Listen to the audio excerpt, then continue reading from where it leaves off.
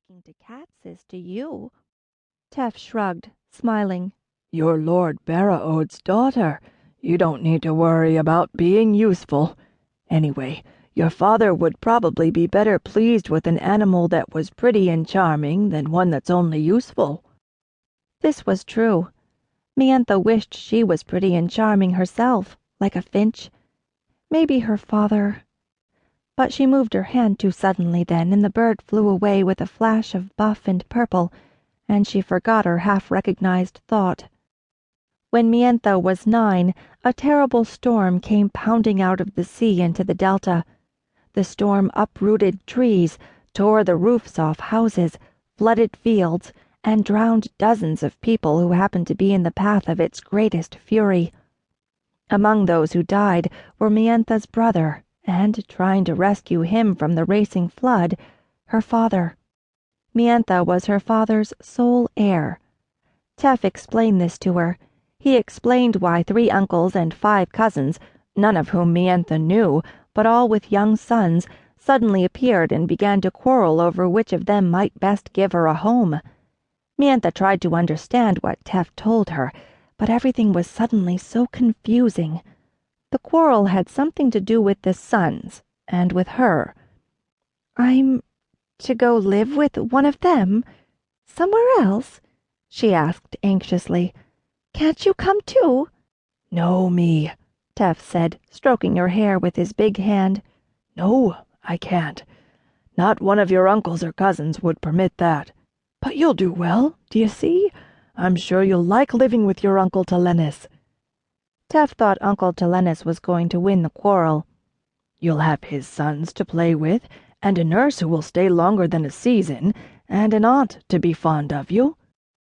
Tef was right about one thing. In the end, Uncle Telenis vanquished the rest of the uncles and cousins.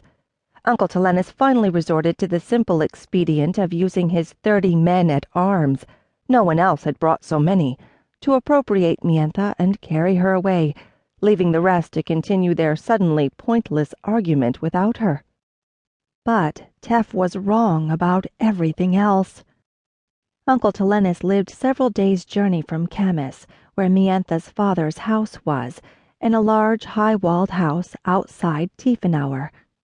Uncle Telenis's house had mosaic floors and colored glass in the windows, and a beautiful fountain in the courtyard. All around the fountain were flower beds, vivid blooms tumbling over their edges. 3 great oaks in the courtyard held cages of fluttering, sweet-voiced birds. Mienthe was not allowed to splash in the fountain, no matter how hot the weather. She was allowed to sit on the raked gravel under the trees, as long as she was careful not to tear her clothing, but she could not listen to the birds without being sorry for the cages. Nor, aside from the courtyard, were there any gardens. The wild delta marshes began almost directly outside the gate, and ran from the house all the way to the sea. The tough salt grasses would cut your fingers if you swung your hand through them, and mosquitoes whined in the heavy shade. "Stay out of the marsh," Aunt Urin warned Mienthe. "There are snakes and poisonous frogs and quicksand if you put a foot wrong.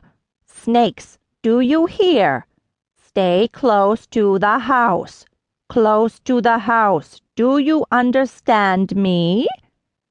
That was how she usually spoke to Mienthe, as though Mienthe were too young and stupid to understand anything unless it was very simple and emphatically repeated. Aunt Urin was not fond of Mienthe. She was not fond of children generally, but her sons did not much regard their mother's temper.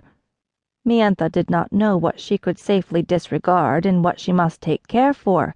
She wanted to please her aunt, only she was too careless and not clever enough and could not seem to learn how. Nor did Aunt Urin hire a nurse for Mienthe. She said Mienthe was too old to need a nurse and should have a proper maid instead, but then she did not hire one. 2 of Aunt Urin's own maids took turns looking after Mienthe instead, but she could see they did not like to. Mienthe tried to be quiet and give them no bother.